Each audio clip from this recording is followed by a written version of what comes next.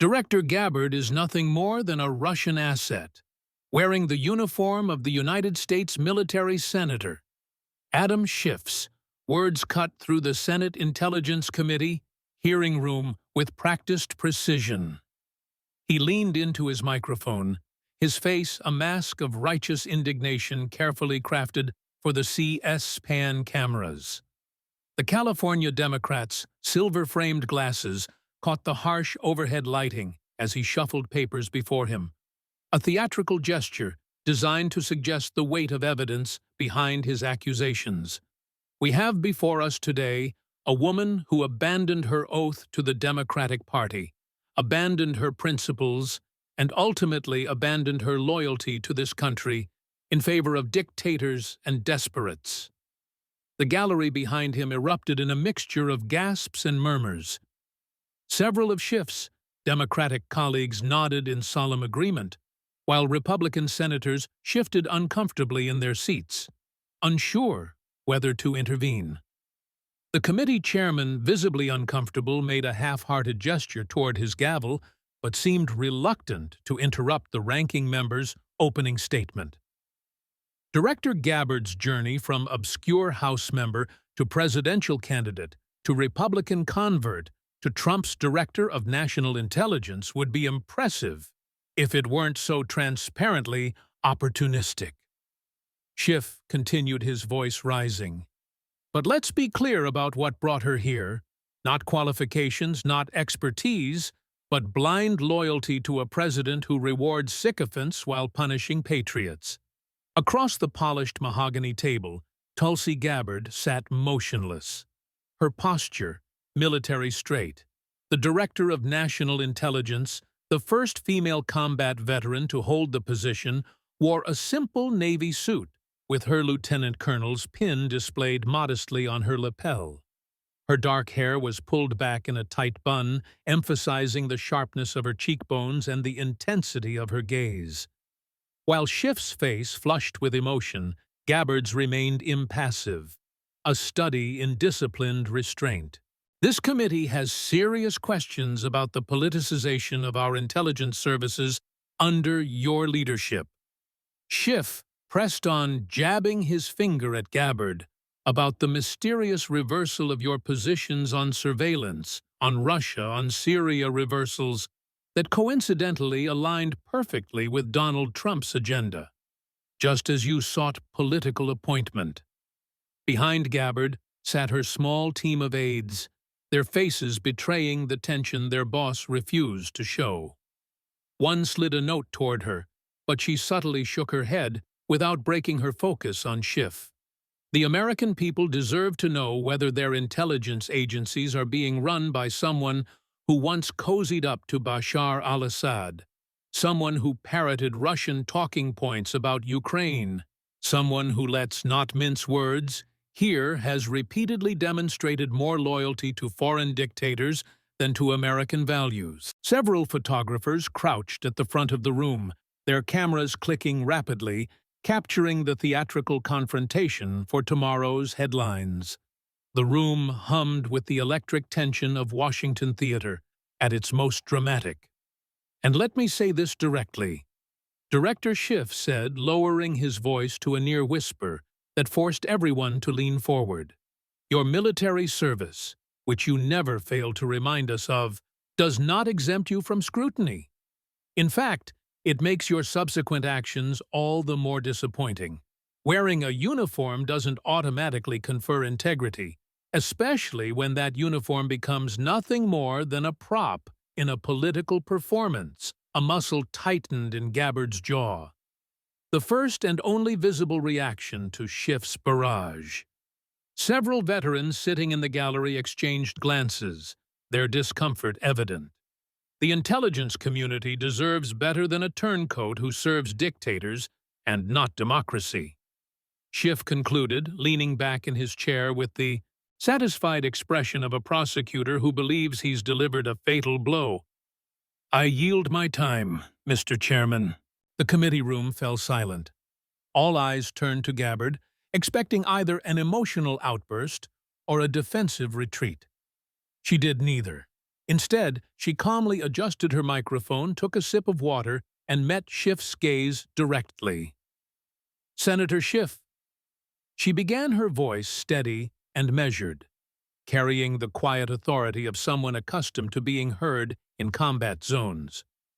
"I appreciate your theatrical opening, but this committee deserves facts, not fiction." She placed 6 manila folders on the table before her, each one neatly labeled and bearing official government seals.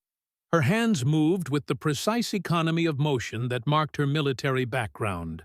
"I came prepared today to discuss intelligence matters critical to our national security," she continued. "But it seems you've chosen to make this personal very well." She opened the first folder with deliberate calm. "Mr. Chairman, with your permission, I'd like to address the accusations made against me with evidence rather than rhetoric." The chairman, relieved at her professional demeanor, nodded. "The director has the floor." Gabbard's dark eyes locked with Schiff's. For the first time, a hint of something, perhaps determination, perhaps even the ghost of a smile, crossed her face. "Senator, you've had your say. You've questioned my loyalty, my service, and my integrity. Now, if you're finished with your political theater, I'm prepared to present actual evidence." She opened the first folder, fully revealing documents marked with classification stamps and Justice Department seals. And not just about intelligence matters, Senator Schiff, but about you. The first folder bore an unassuming label: Intelligence Manipulation, Russia Investigation. Gabbard opened it with the careful precision of someone who understood the explosive nature of its contents. The room grew still as she withdrew the first document, its official seals and classification markings clearly visible to the cameras. "Before I begin, I want to clarify something," Gabbard said, her voice carrying the quiet authority that had served her well, from the halls of Congress to the deserts of Iraq. "I've been accused of disloyalty by Senator Schiff, but loyalty to country means loyalty to truth, not to party, not to narrative, and certainly not to political expedience." She placed the first document on the table, sliding it toward the committee chairman. "This is a declassified transcript from a closed Intelligence Committee hearing dated May 17, 2017. In this hearing, then Representative Schiff was informed by intelligence officials that there was no evidence of collusion between the Trump campaign and Russian operatives." Schiff shifted in his seat, his earlier confidence visibly faltering. The very next day, Gabbard continued producing a printed news article with highlighted sections. Senator Schiff, then representative, told CNN there was more than circumstantial evidence of collusion.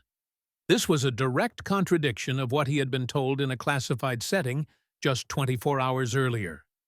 She laid out a timeline, methodically placing each document in sequence. This pattern continued for over 2 years. Intelligence briefings providing no evidence of conspiracy followed immediately by public statements from the senator claiming the opposite. A murmur ran through the committee room. One of the Republican senators leaned forward, squinting to read the documents more clearly. "But this isn't merely about mischaracterization." Gabbard continued, her calm demeanor making the revelations all the more damning. "It's about deliberate leaks of classified information." She produced a series of internal committee emails, each one properly declassified with appropriate markings. These communications show coordination between Senator Schiff's staff and specific journalists. Note the timestamps. Each leak followed a classified briefing and preceded a news story containing information and only available in those classified settings. Schiff's face had drained of color. He leaned toward his aide, whispering furiously.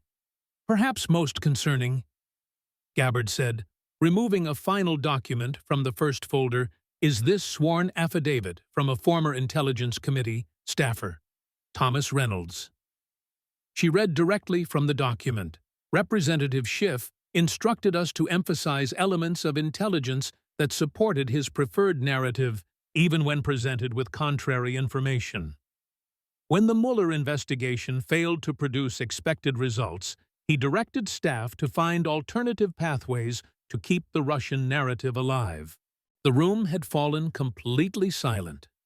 Even the photographers had stopped clicking their cameras, transfixed by the methodical dismantling taking place before them.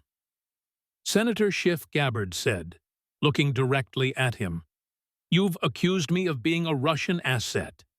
Yet the evidence shows you knowingly misled the American people for years about Russian collusion while privately acknowledging the intelligence didn't support your claims." Schiff grabbed his microphone. "This is outrageous. You're cherry-picking. I gave you the courtesy of speaking uninterrupted," Senator Gabbard cut in her voice, firm but not raised. "I expect the same." The chairman nodded, gesturing for Schiff to wait his turn. "These aren't my interpretations," Gabbard continued. "These are documented facts, sworn testimony. Official transcripts, your own emails, and they tell a story of someone willing to weaponize intelligence for political purposes, precisely what you've accused me of doing." She closed the first folder with the same deliberate calm with which she'd opened it. "And that brings us to the matter of leaks, unauthorized disclosures that damaged national security." Reaching for the second folder, Gabbard maintained eye contact with Schiff. The senator's earlier righteous indignation had been replaced by something that looked remarkably like fear. "You see, Senator Schiff," she said quietly, "unlike the accusations you've leveled against me, I don't deal in innuendo or partisan attacks. I deal in evidence, and we're just getting started." The second folder was thicker than the first, labeled Unauthorized Disclosures, National Security Risks. Gabbard opened it with the careful handling of someone who understood that its contents represented not just political missteps, but potential dangers to American security interests. Classified information isn't classified on a whim. Gabbard began, her voice taking on the gravity of someone who had carried operational secrets in war zones. "It's protected because its disclosure could compromise sources and methods, endanger operations, or even cost lives." She withdrew a document bearing the seal of the National Security Agency. "This is a metadata analysis of 8 major news stories containing classified information from 2018 to 2020. Each story contained details from highly compartmented intelligence briefings with extremely limited access." Gabbard spread the documents in a careful array. "What's particularly noteworthy is the timing. Each disclosure followed a specific pattern: classified briefing to the House Intelligence Committee, then Representative Schiff requesting additional details, followed by a news story containing those exact details within 48 hours. A Republican senator whistled softly. Even some Democrats on the committee were leaning forward, their expressions troubled. But timing alone isn't proof. Gabbard acknowledged, which is why I've included this analysis from the NSA's Media Tracking Division, showing linguistic fingerprints in these articles, matching specific phrases used exclusively in the briefing materials. She looked directly at Schiff. "In intelligence, we call this pattern analysis, and the pattern is crystal clear." Schiff's face had grown increasingly flushed. He scribbled furious notes occasionally, whispering to his aide. The consequences weren't merely political. Gabbard continued, her voice tightening slightly.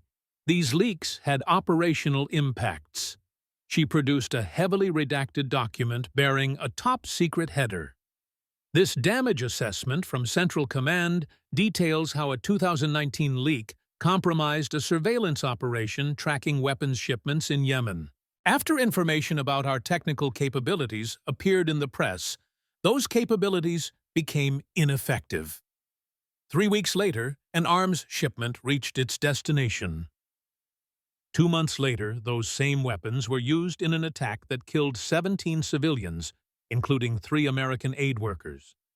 The room had gone completely still. Gabbard paused, allowing the weight of those deaths to settle over the committee. As someone who has served in combat zones, Senator, I've seen firsthand what happens when operational security is compromised. It's not an abstraction. It's not a political game. It costs lives. She produced another document, this one marked with both FBI and House Ethics Committee stamps. This is particularly troubling. A recording was made of a staff meeting in then Representative Schiff's office on July 12, 2019.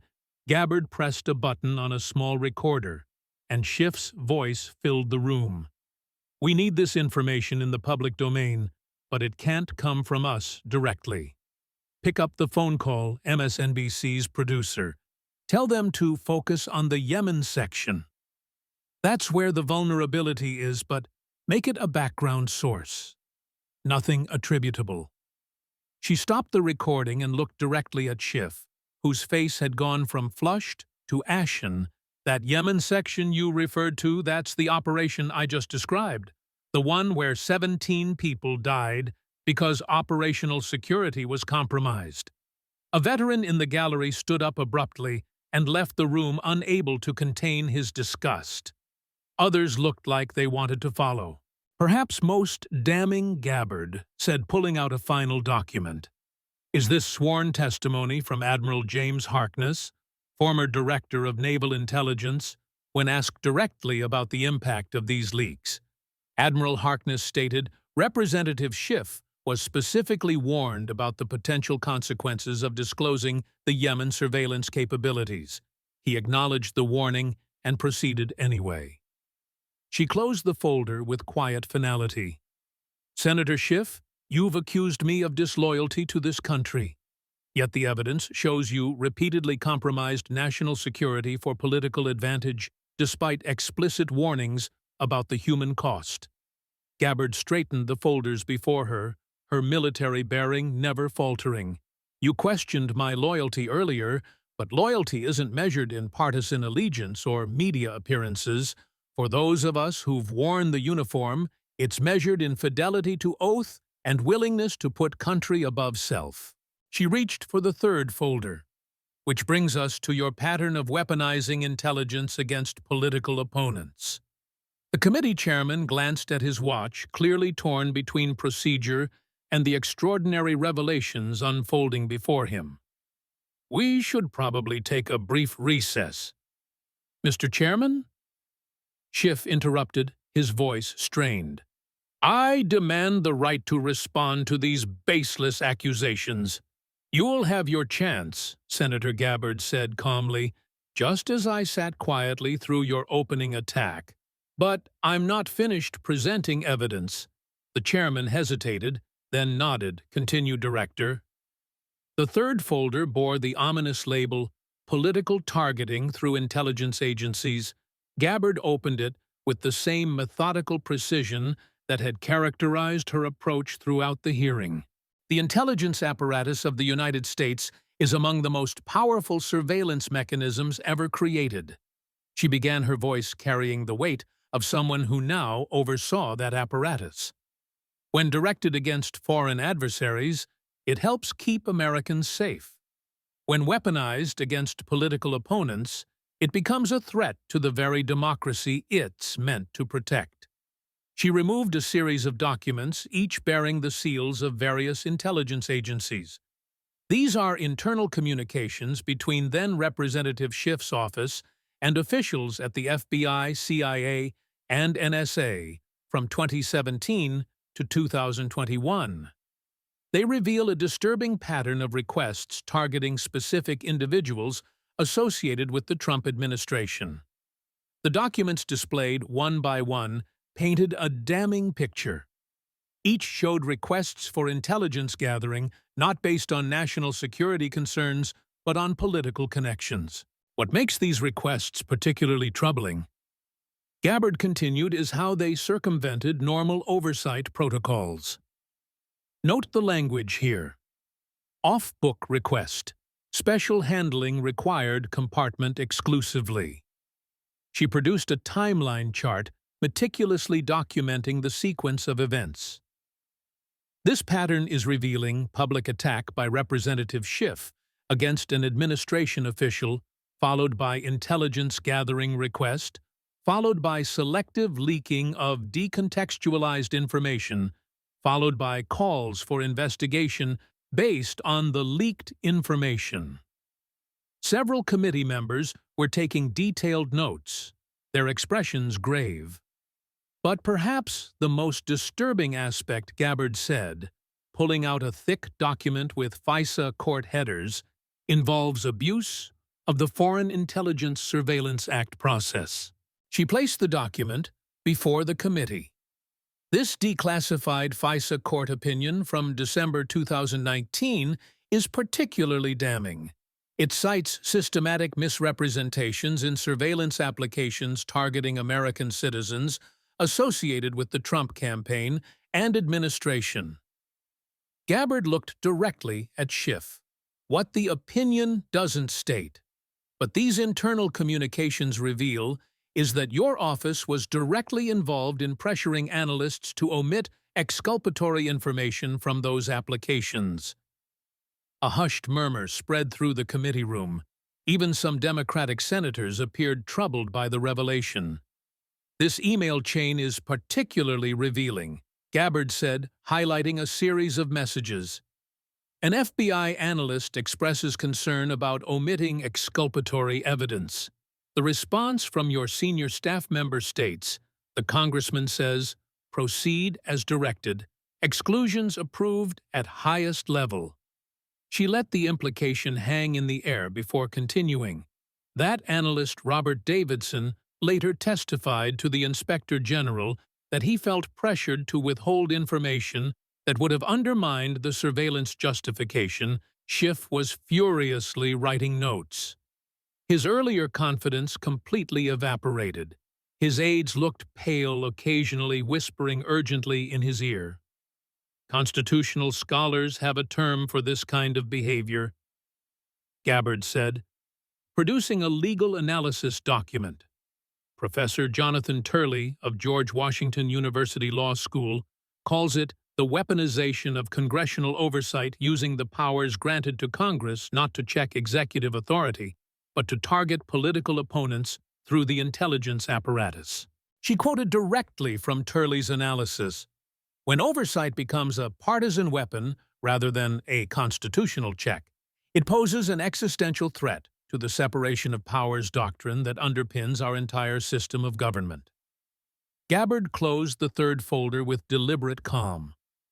Senator Schiff, you've repeatedly accused others of undermining democracy. Yet these documents show you systematically abused your position on the Intelligence Committee to target political opponents through the surveillance capabilities of our intelligence agencies. The very definition of authoritarian behavior. The room had grown unnaturally quiet. Even the most partisan staffers seemed subdued by the weight of evidence. When I was deployed in Iraq, Gabbard said, her voice softening slightly for the first time, we fought against regimes that used their intelligence services to target political enemies. I never imagined I'd see similar tactics employed by a member of Congress. She reached for the fourth folder, her composure never wavering, which brings us to your pattern of foreign policy duplicity. The fourth folder was labeled Foreign Policy Duplicity in the same precise handwriting as the others. Gabbard opened it with a steady hand, revealing documents with State Department and Defense Department letterheads. Foreign policy should transcend partisan politics. Gabbard began, her voice carrying the authority of someone who had both voted on military actions in Congress and served in their execution. The security challenges our nation faces don't disappear when administrations change. Yet the documents before you show a troubling pattern of policy positions that shifted, based not on strategic assessment, but on which party occupied the White House. She laid out a series of congressional votes and public statements side by side. creating a damning timeline. On Syria, Senator Schiff supported intervention under President Obama, criticized it under President Trump, then supported similar actions again under President Biden. The military realities on the ground hadn't changed, only the party affiliation of the commander-in-chief. Gabbard produced a particularly telling document, a transcript from a closed-door fundraiser in 2018. This is perhaps most revealing. At this private event with donors then, Representative Schiff said, and I quote, "Of course, the Syria strategy doesn't make sense, but we can't hand Trump a win on foreign policy. Better to oppose now and fix it when we're back in power." She looked directly at Schiff. That is not principled opposition. Senator, that is placing partisan advantage above national security. The evidence continued to mount as Gabbard methodically worked through the folder. This pattern repeated with Yemen, Afghanistan, NATO policy, and Ukraine. In each case, your position flipped when administrations changed, even when the underlying policy remained essentially the same. She produced financial disclosure records next, highlighting specific entries. These connections raise further questions about the motivations behind some of these policy shifts. Your investment portfolio shows significant holdings in defense contractors who directly benefited from policies you supported. Contractors who also ranked among your top campaign contributors. A specific document caught the attention of several committee members. This financial disclosure from 2020 shows you purchased shares in Raytheon 1 week before supporting an arms package that included $300 million in Raytheon missiles. The timing raises obvious conflict of interest questions. Gabbard then turned to a particularly personal set of documents. But perhaps most hypocritical is your treatment of those who did maintain consistent foreign policy positions regardless of which party held power. She produced side-by-side comparisons of Schiff's statements about her own diplomatic meetings. In 2017, you criticized my meeting with Syrian President Assad as irresponsible and sending the wrong message, yet these State Department cables show you privately supported similar back-channel talks when conducted by your political allies. The documents painted a picture of staggering hypocrisy, public condemnation, alongside private endorsement of identical actions. When I met with Assad, Gabbard said, her voice taking on a rare personal edge. I did so as a veteran who had seen the cost of war firsthand. I believed then, as I do now, that diplomatic engagement, even with adversaries, is preferable to military confrontation. You attacked me relentlessly for that belief, yet privately endorsed the same approach when it served your political interests. She produced quotes from Schiff's public statements about her disgraceful Assad apologist undermining American foreign policy. Those were your words about me. Yet when members of your own party engaged in identical diplomatic efforts, you called them bold peace initiatives and necessary diplomatic engagement. Gabbard closed the folder with quiet finality. The pattern is clear. Senator, your foreign policy positions have been guided not by consistent principles or strategic assessment, but by partisan calculation and financial interests. You've attacked others for taking positions you yourself held privately, and you've placed political advantage above national security considerations. Time and again. She reached for the fifth folder, which brings us to perhaps your most blatant reversal on surveillance authorities and civil liberties. The fifth folder bore the label Surveillance Authorities, Section 702, Hypocrisy. Gabbard opened it with the same methodical precision she had demonstrated throughout the hearing. Few issues demand more consistent principles than the balance between security and civil liberties. She began, when we expand government surveillance powers, we must do so with clear eyes about the privacy implications regardless of which party holds power. She removed a voting record chart highlighting specific dates and legislation. This timeline tells a remarkable story of political expediency trumping principle. In 2015, then Representative Schiff voted to expand surveillance authorities under Section 702 of the Foreign Intelligence Surveillance Act during the Obama administration, calling these powers essential to national security. She produced congressional testimony transcripts from 2018.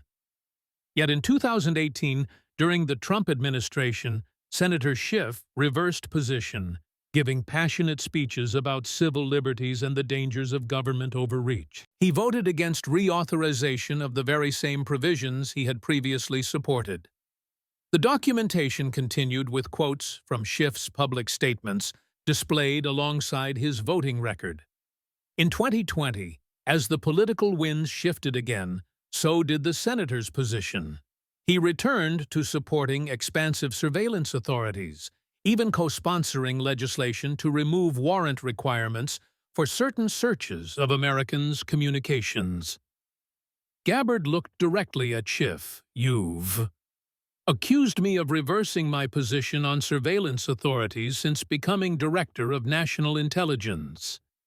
The difference is that I've been transparent about this evolution in my thinking, explained my reasoning in public testimony, and acknowledged the valid concerns on both sides." She produced communications between Schiff's office and civil liberties organizations. These exchanges are particularly revealing.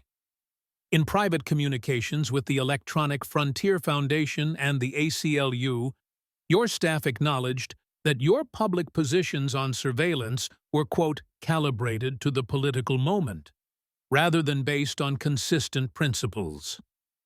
The committee room had grown increasingly tense. Several senators who had worked with Schiff on surveillance legislation appeared particularly disturbed by the revelations. Perhaps most troubling, Gabbard continued, "Is this internal memo from your office, dated January 2022, outlining a strategy to, quote, message surveillance concerns aggressively. If Republicans retake the House, but minimize civil liberties framing if we maintain control." She looked up from the document. "That's not the approach of someone balancing security and privacy. That's the calculation of someone using these critical issues as political weapons." Gabbard then presented a comparison that clearly resonated with committee members. When the previous administration conducted surveillance that raised civil liberties concerns, you were vocal about potential abuses.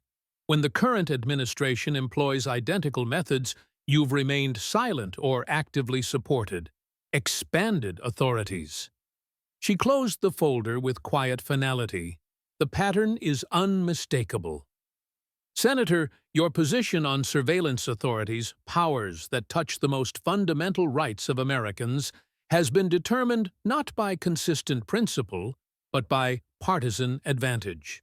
Gabbard's expression remained composed, but her words carried undeniable weight. "You accused me earlier of changing positions on surveillance for political gain. The evidence shows it is you who has treated these critical authorities as political footballs rather than the serious national security and civil liberties issues. They are." She reached for the final folder, the one bearing the most ominous label, "Constitutional Oath Violations." This brings us to the most serious matter.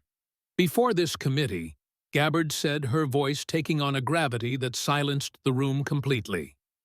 The final folder was thicker than the others, bearing the solemn label. "Constitutional Oath Violations." Gabbard opened it with a gravity that matched its contents. "Senator Schiff," she began, her voice carrying the weight of someone who understood the sacred nature of oaths. "Both of us have taken the same oath multiple times throughout our careers to support and defend the Constitution of the United States against all enemies, foreign and domestic." She produced a document bearing the seal of the Department of Justice. This legal analysis from the Office of Legal Counsel examines the constitutional implications of congressional actions that knowingly mislead the public on matters of national security. It states clearly that such actions may constitute a violation of the congressional oath of office when done with knowledge of their falsity and with intent to mislead on matters affecting national security. The room had gone completely still. Even the most seasoned political observers seemed shocked by the direction the testimony had taken. The evidence I've presented today goes beyond policy disagreements or political maneuvering. Gabbard continued, "It documents a systematic pattern of knowingly misleading Congress and the American people on intelligence matters, weaponizing classified information for political purposes, and subordinating national security to partisan advantage." She produced a comprehensive timeline that synthesized the evidence from all previous folders, creating a damning chronology of constitutional violations. Each entry was meticulously documented with supporting evidence. Constitutional scholars from across the political spectrum have reviewed this evidence, Gabbard said, presenting a series of legal analyses. Their conclusion is unanimous and troubling. Professor Alan Dershowitz, no friend of the Trump administration, writes, "These actions, if proven, would constitute one of the most serious abuses of congressional intelligence oversight in modern history." She quoted another analysis from former Attorney General Michael Mukasey. Using classified information as a political weapon strikes at the very heart of the separation of powers and the proper role of congressional oversight. Gabbard then turned to what appeared to be the most sensitive document in her presentation, a sealed intelligence assessment with the highest level of classification markings properly redacted for the public hearing. This assessment, which I've had properly declassified for this hearing, analyzes the impact of the actions documented here on our intelligence relationships with 5 key allies. It concludes that unauthorized disclosures and the weaponization of intelligence damaged our intelligence-sharing relationships with key partners, compromised sensitive sources, and created what one agency describes as a chilling effect on international cooperation. She looked directly at Schiff, whose face had lost all color. The consequences weren't merely political, Senator. They degraded our national security capabilities at a time of increasing global threats. Gabbard then produced sworn statements from intelligence professionals whose operations had been compromised. Their testimony, though redacted to protect sensitive details, painted a devastating picture of damaged capabilities and lost intelligence opportunities. "These are the real-world consequences," Gabbard said, her voice unwavering. "Intelligence officers unable to do their jobs, operations, compromised international relationships, damaged, security, weakened, all because classified information became a political weapon rather than a sacred trust." The final document she produced bore the seal of the Senate Ethics Committee. This morning, based on the evidence I have presented today, I am filing a formal ethics complaint and requesting a full investigation into these violations of public trust and national security. I came here today to serve the American people, not a party, and I will continue to do so by ensuring that the truth remains our primary defense against all enemies, foreign and domestic.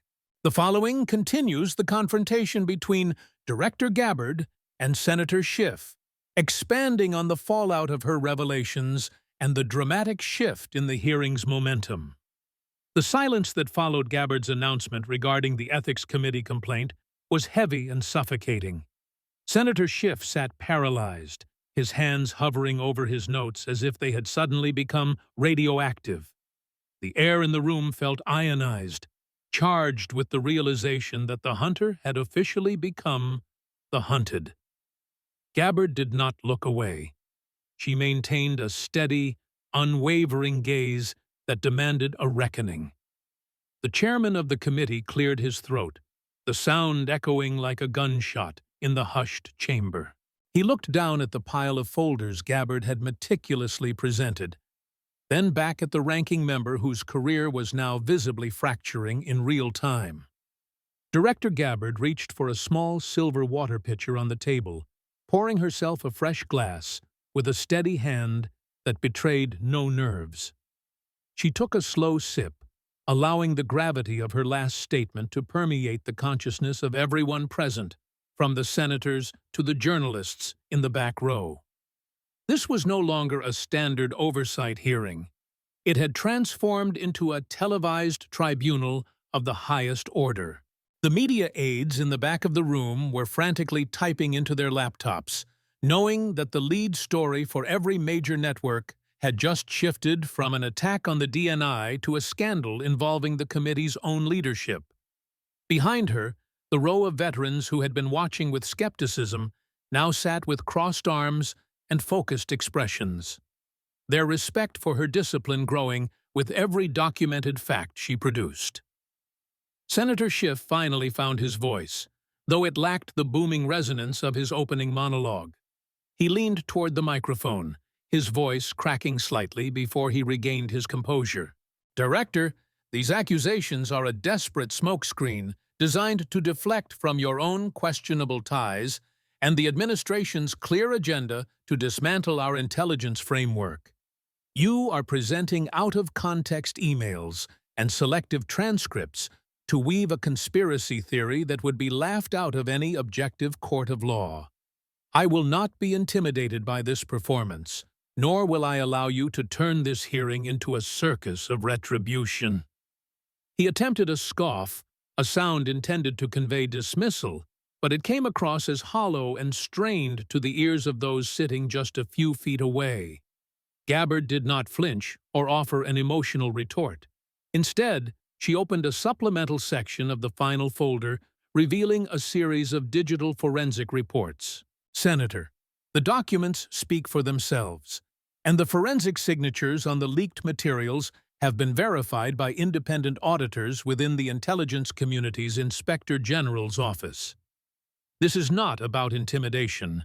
It is about accountability to the American people who pay for these intelligence services with their taxes and, in some cases, their lives. When you used your position to knowingly push narratives you knew were unsupported by the underlying intelligence, you didn't just hurt a political opponent. You poisoned the well of public trust. That is a wound that takes generations to heal. And it began with the very actions documented in these folders." The Republican senators on the committee, who had been largely silent during Schiff's initial barrage, began to lean into their microphones. One senator from the Midwest, known for his prosecutorial style, spoke up. "Mr. Chairman, I believe we need to move these documents into the record immediately, and perhaps consider suspending the rest of this hearing until we can verify the classification status and the severity of the disclosures mentioned. If what the director is saying is true, we are looking at a fundamental breach of the trust between this committee and the agencies it is supposed to oversee."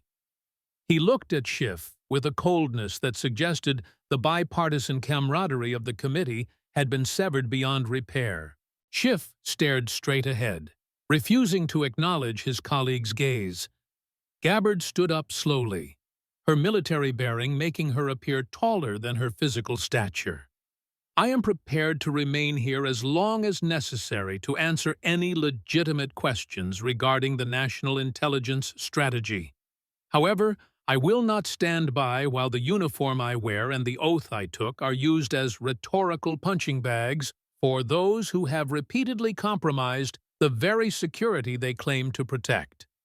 The American people deserve an intelligence community that is focused on foreign threats, not domestic political maneuvering. I have provided the evidence. Now it is up to this committee and the Ethics Committee to decide if they value the truth more than they value their own partisan standing." She began to close her folders, the rhythmic snap of the manila covers punctuating her words. The chairman, sensing that he had lost control of the narrative entirely, struck his gavel with a force that made the water glasses on the table jump. "This hearing is adjourned until further notice. The room exploded into a chaotic symphony of shouting reporters, moving chairs, and the frantic murmurs of congressional staffers. Gabbard remained calm, nodding to her aides as they gathered the classified folders back into their secure briefcases. She turned and walked toward the exit, her pace measured and purposeful, ignoring the sea of microphones thrust in her direction. As she reached the heavy oak doors of the hearing room, she paused for a split second, looking back at the empty seat where she had sat for hours. A study in quiet, calculated defiance. Outside in the hallway, the light was brighter, but the atmosphere was no less intense. Her security detail formed a tight perimeter as she moved toward the elevator, her face returning to the neutral professional mask she had worn throughout the ordeal. She had done what few in Washington dared to do. She had walked into the lion's den not with a shield, but with a mirror, forcing her accusers to look at their own reflections. The elevator doors slid shut, cutting off the noise of the press corps and leaving her in a moment of solitary transition. She took a deep breath, the lieutenant colonel's pin on her lapel catching the soft light of the elevator cabin. The battle in the hearing room was over, but the war for the integrity of the nation's intelligence apparatus was only just beginning. Back in the hearing room, Senator Schiff remained in his chair long after the cameras had stopped rolling.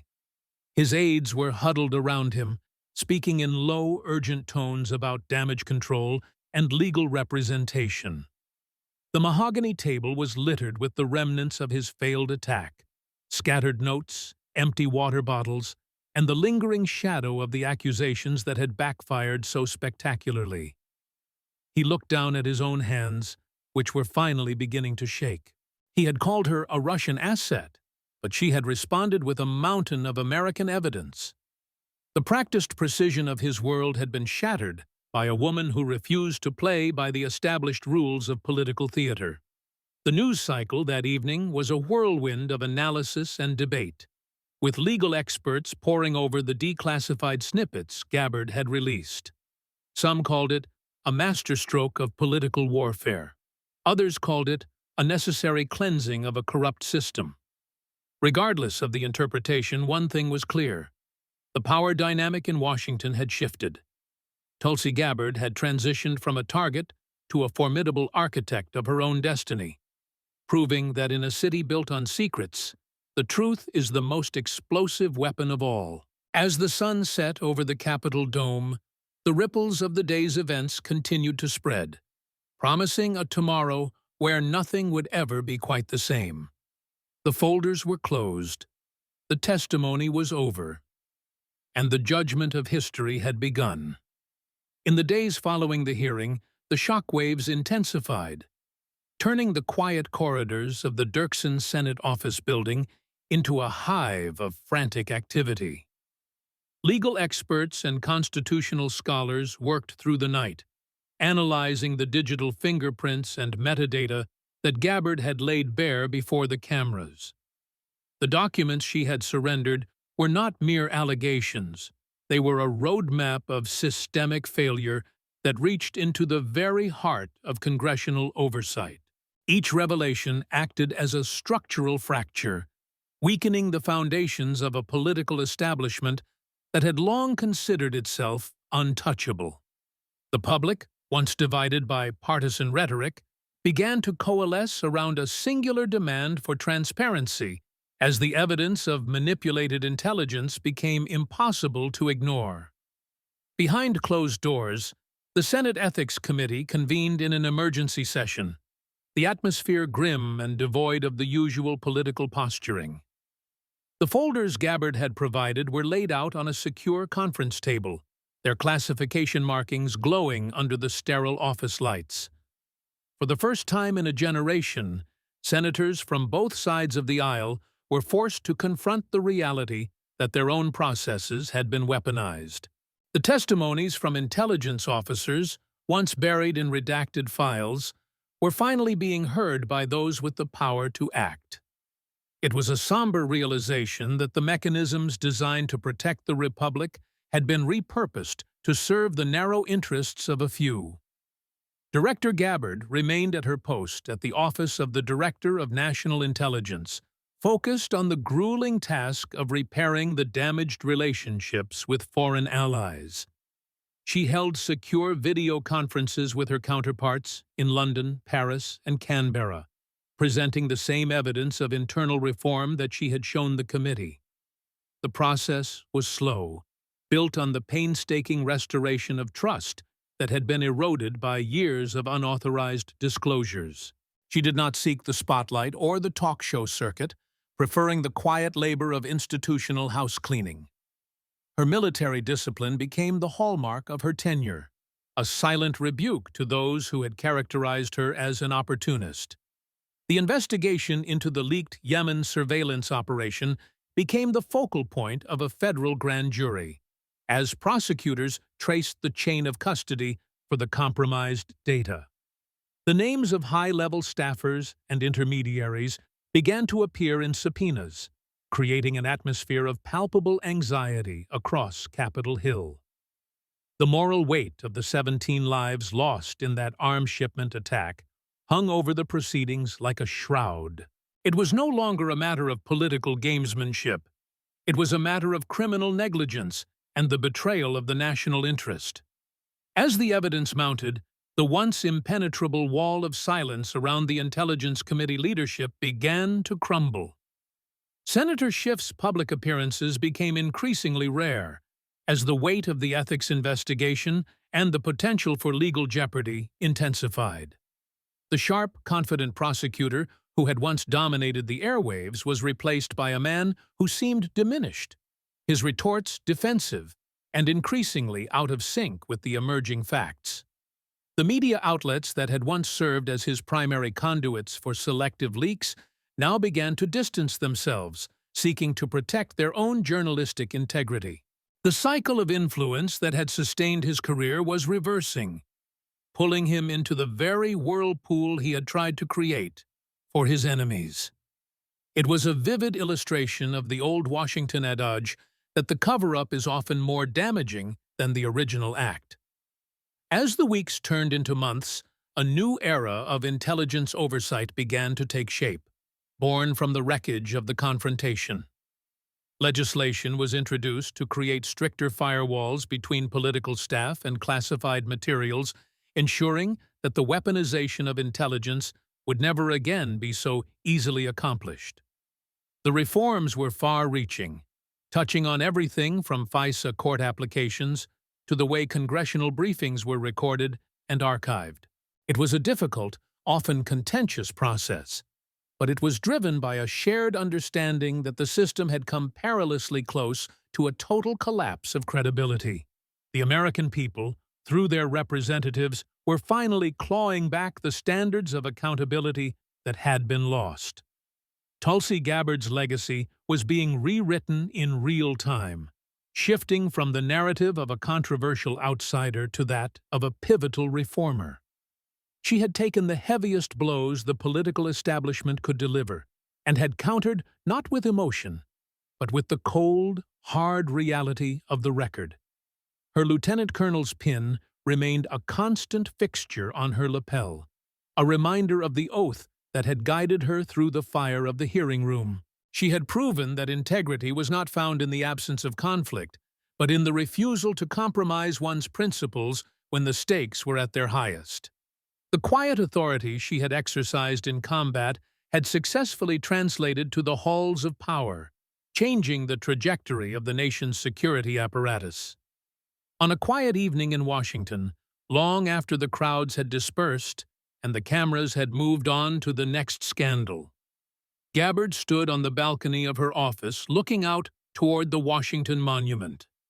The city was a sea of lights, a beautiful facade that hid the complex machinery of governance she now helped direct. She knew that the work of defending the Constitution was never truly finished, and that the shadows of partisan ambition would always seek to return. But for now, the truth had been spoken, the evidence had been recorded, and the path forward was clear. She felt a sense of peace, the kind that only comes from knowing one has fulfilled a difficult duty with honor. The final report from the Ethics Committee was eventually released, confirming the vast majority of the evidence Gabbard had presented and recommending unprecedented disciplinary actions. It was a thick, heavy volume that served as a cautionary tale for future generations of leaders. The names and dates were etched into the public record, a permanent testament to the day the intelligence community refused to be a pawn in a political game. The hearings had ended, the folders were archived, and the seats in the committee room were empty. The long, dark winter of manipulation was beginning to thaw, replaced by the harsh but necessary light of the truth. In the end, the story was not about one woman or one senator, but about the resilience of the American system when confronted with its own imperfections. It was a reminder that the uniform, the oath, and the truth are more than just props. They are the essential components of a free society. As the flags atop the Capitol fluttered in the cool night breeze, the echoes of the confrontation finally faded into the history books. The Director of National Intelligence turned back to her desk, picked up a pen, and continued the work of protecting the country she had served her entire life. The battle for the soul of the intelligence community had been won, and the Republic remained, as ever, a work in progress. All the questions had been answered, the evidence was undeniable, and the case was finally closed.